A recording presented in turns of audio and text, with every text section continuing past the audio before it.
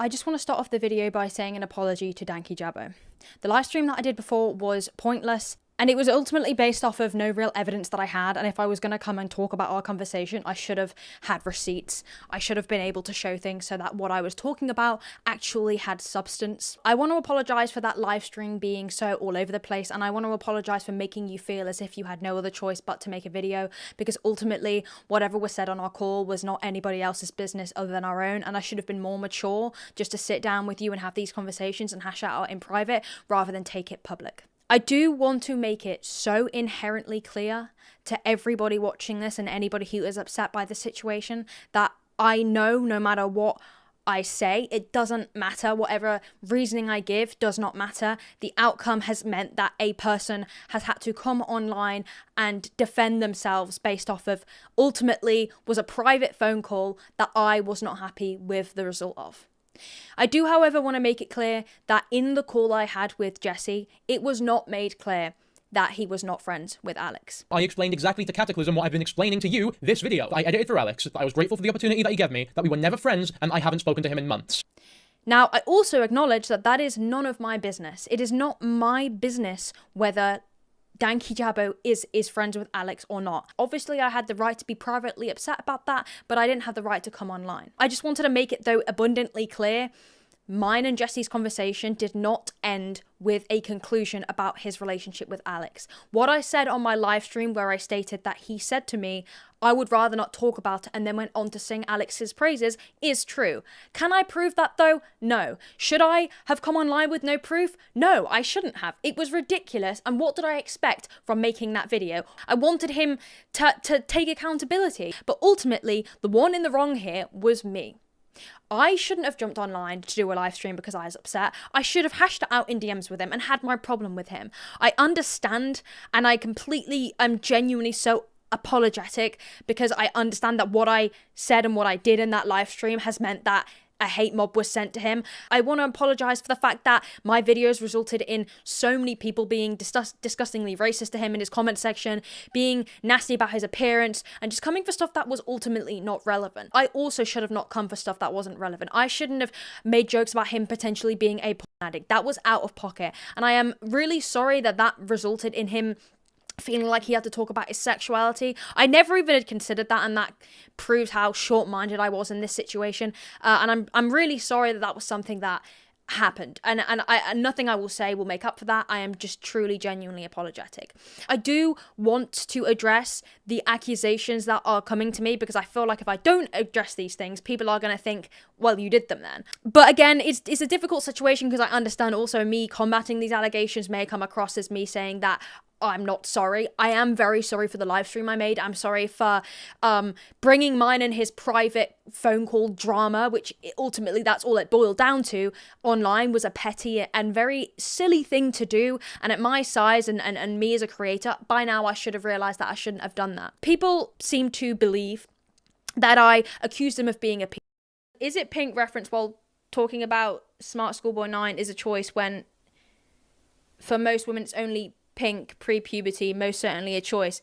Exactly. Not only did I never even say anything about anything being pink, but Katie is now just insinuating that I was somehow referencing anything to do with pedophilia or underage girls, which is incredibly insulting, obviously incorrect, and seriously damaging. I can't explain how uncomfortable that makes me feel that that is something that people have taken from that live stream. I never said Jesse was a I was talking about the fact that he used the term beef curtains in a derogatory term, and me and my chat got into a conversation about where beef curtains comes from, the implications of that phrase. I said that the term beef curtains is rooted in racism and misogyny. I shouldn't have gone on a side rant about the roots of a word that I was upset that he used, because of course people are going to think that implies that I'm saying he is said things.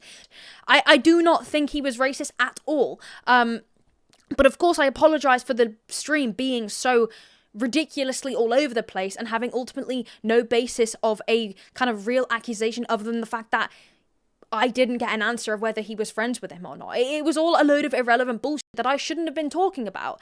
But I also wanted to address, I think I briefly just covered the pedophile accusations, because I never said he was a pedophile, nor do I believe he is a pedophile.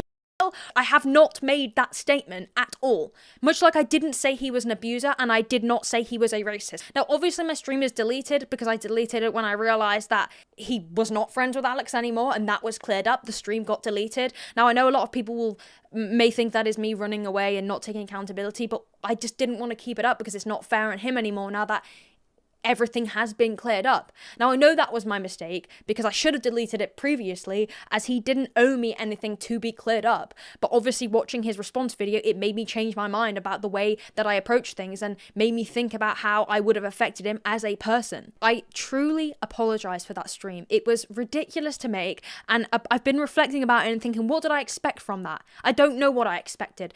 And the baseless accusations on him being an abuse apologist are correct. I did make baseless accusations because him not telling me whether he was friends with Alex or not is not a good it's not enough evidence. That is not evidence, and I am stupid for even thinking that. Katiclyzm even justifies her harassment towards me as putting a stop to my future abuse, comparing me to her ex-boyfriend who she said had poured boiling water over her, and telling people that if she didn't put a stop to me now, that I could end up like this.